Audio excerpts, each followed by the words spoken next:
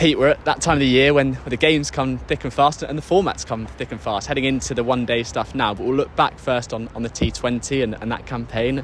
How do you think it went? Well, I think anybody who came to watch us knew it didn't go exactly according to plan. It was a really tough tournament, I think. We knew we were taking a risk in some ways because we decided to move the side on. So before the start of the season, we lost some stalwarts of that group. You know, Sammy Patel, Steve Mullaney, Jake Ball, Matt Carter. Following the loss of people like Dan Christian, but the side needed to be moved on, I think. That side had been a great team, first under Dan Christian, then under Steve Mullaney, which had dominated T20 cricket, I think, over the last 4 to 5 years, and winning 2 trophies. So a great period for the club, and felt like it was time to rebuild.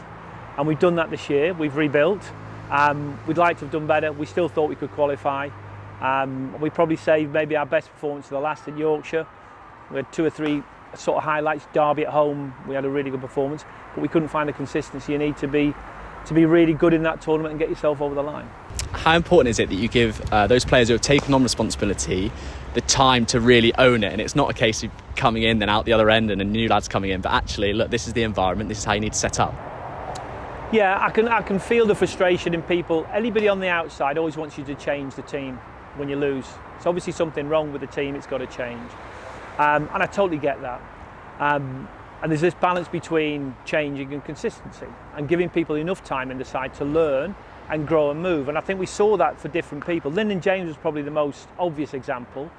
Really struggled, I think, with the bat and then sometimes with the ball in the first part of the tournament. And then slowly but surely started to find the rhythm of T20. He's waited a long time on the fringes, not playing regularly. And then suddenly started to find his feet. Bowled really well at Durham, got a 3-for. First time he bowled his full 4 overs. Backed that up, I think, at Leicester when he hit his first ball for 6 and played with a bit of freedom. Finished off the innings really well. And then finished really strong in our last game as well. So he'd be a good example.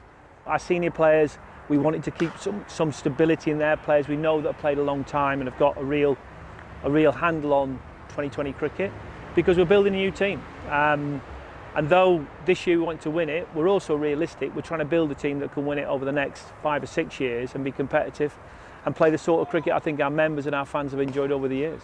What learnings do you think the playing group took from the campaign? Well, it'll vary from player to player. I think generally as a group, it's a fast game. It's a fast-paced game. And I think for some of the lads coming in, it shocked them a little bit because, you know, take someone like Benny Martindale came in, and Ben's a super player. He'd been our standout player in the twos. He got his chance, and it didn't quite happen for him. He got a 40 odd at Leicester, played nicely. But I think, you know, I've sat and talked to him after, but we gave him enough games where he can now look back and say, I need to adjust these things if I'm going to be successful in that format. We know he's talented enough, so he now gets a chance to work on that. And for the lads that don't play around the world, the franchise stuff, the next chance they probably get to play 2020 is next year. So, you know, Benny probably played 5 or 6 games. It's still not a lot because the way 2020 works is, you know, if you play well, you probably face 25 balls. It's not like a championship game where you get 100, you might face 170, 180 balls of experience. In the T20, you don't get that. So it is, there's a bit of patience needed at times. There's also time for change. So, you know, when we saw Sammy King and Freddie McCann come in, Freddie was a great story because he had a great series with the under-19s. Unfortunately, broke his finger, so missed the end part of that. But what it did mean, it meant that we got a clean bill of health in right at the end of our tournament. He came in and showed what he can do as a young player, so that was really exciting. And Sammy's just forced his way in there through him as a bloke, his real character, real energy about him, and played really well. Right at the back end of the second team tournament, got a 96 against Yorkshire, showed what he got into form, and it felt the right time to give him a go. And they've given the team a sort of real momentum heading into the 50 over stuff. It's such a close proximity of time and until that first game against Leicestershire. So yeah, what can that win against Yorkshire do for the beginning of this tournament? Well, we got a lot of players in this space now because, you know, are we stronger or weaker than last year? We got more players pushing hard for that, so it's a very competitive squad. A couple of lads didn't get picked up in the 100 who've been picked up before. We've lost a couple of players as well. So like Calvin Harrison was with us in this tournament last year, isn't. Dane Patterson's away. He's on international duty with South Africa. but it creates another opportunity, and I've heard a few people say we haven't got an overseas, and deliberately in some ways we try to create a chance for some of our lads to play.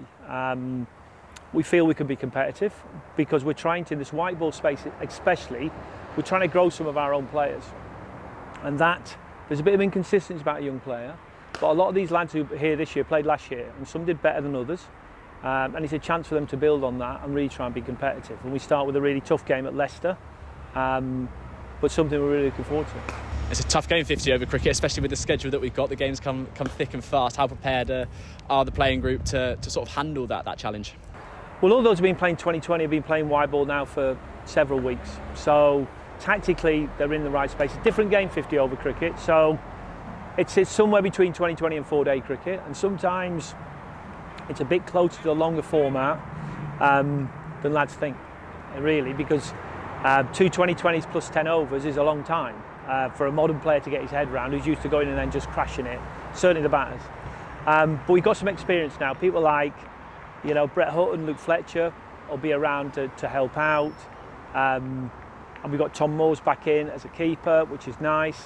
And we've got some various experience with Jack Haynes.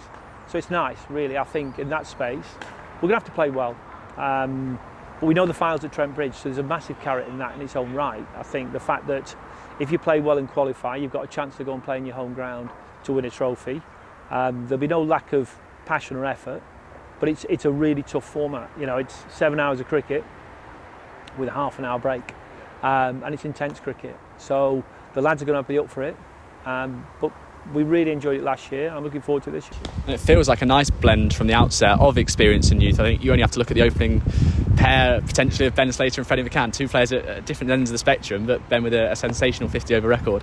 Yeah, I mean, Ben has been a sort of a real consistent highlight really of his career has been his 50 over record. I think average is just over 50, and he's got a great tempo. So Freddie can take some of that. Freddie, as a young man, it's all in front of him. He played so well, I say, for the 19s of the 50 over series against Sri Lanka, and I think we saw in that 2020 game at Headingley the potential he's got. So yeah, exciting. Chance of two lads from Papwick in the same team, if you get Fletcher and McCann in the same team. So Fletch keeps calling him his number 2, which is great. So yeah, exciting. And you got 2 games at Trent Bridge at the group stage, and then obviously, as you said, the final back at Trent Bridge again for the 3rd or 4th year.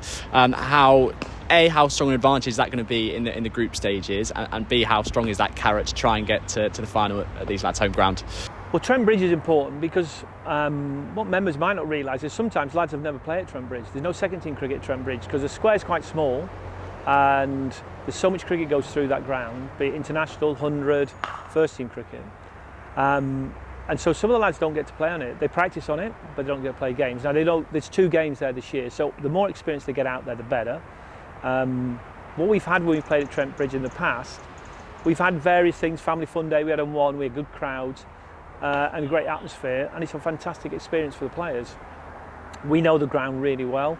I think the 2 sides we play there haven't been there that much, I don't think. So hopefully we can make that be a real home advantage for us at what will be a key time of the tournament, hopefully, because those last 2 home games, we're hoping to be in a position there where we can be pushing to qualify.